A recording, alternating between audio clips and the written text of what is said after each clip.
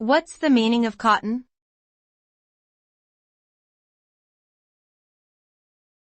Cotton.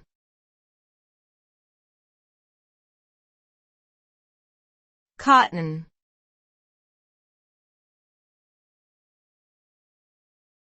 Cotton.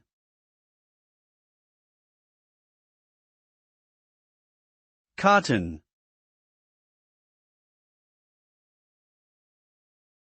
Cotton refers to a soft, fluffy staple fiber that grows in a protective capsule or bowl around the seeds of cotton plants. It is one of the most widely used textiles in the world due to its versatility and durability. Cotton is commonly used for making clothing, home furnishings, and industrial products.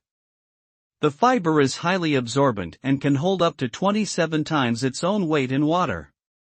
It also has good heat conductivity, making it a popular choice for making summer clothes. Cotton is a crucial commodity in global trade and agriculture.